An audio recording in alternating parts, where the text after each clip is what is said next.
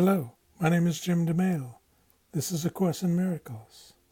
Today we're reading from Lesson 1, from Lesson 19. Today is January 19th.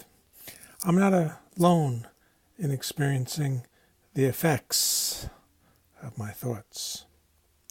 The idea for today is obviously the reason why your seeing does not affect you alone.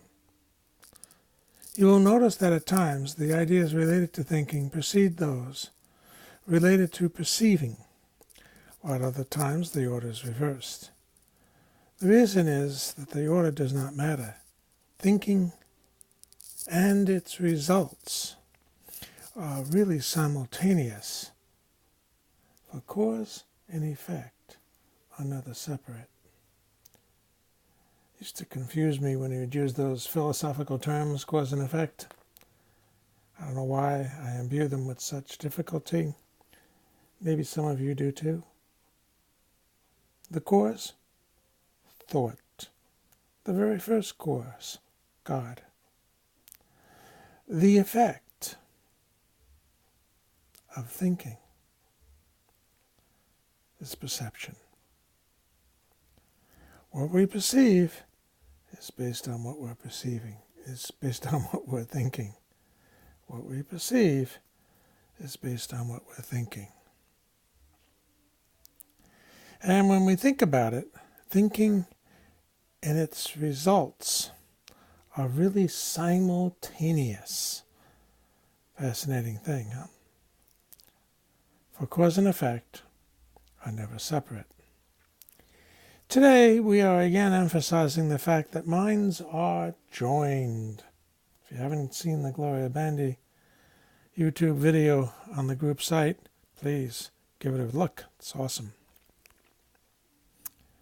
This is really a wholly welcome idea at first, since it seems to carry with it an enormous sense of responsibility and may even be regarded as an invasion of privacy. Yet it is a fact that there are no private thoughts.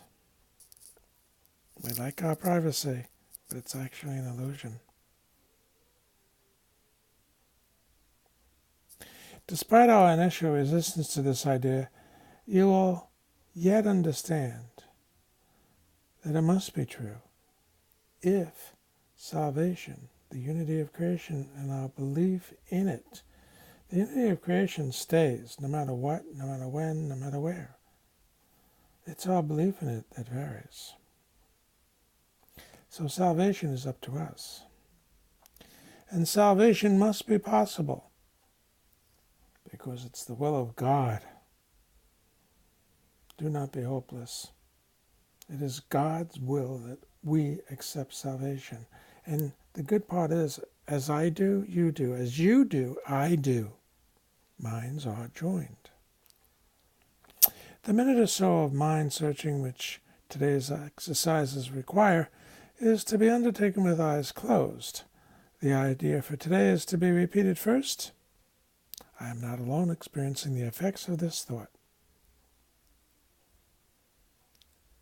And then the mind should carefully search for the thoughts it contains at that time.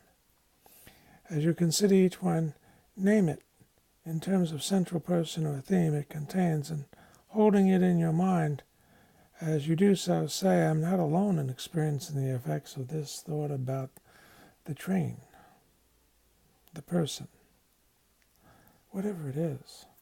The requirements of as much indiscriminateness as possible in selecting subjects for the practice periods should be quite familiar to you by now and will no longer be repeated each day, although it will be occasionally included as a reminder. Do not forget, however, that random selection of subjects for all practice periods remains essential because we don't want the ego selecting and deselecting. That's why it's essential. Lack of order in this connection will ultimately make the recognition of lack of order in miracles meaningful to you.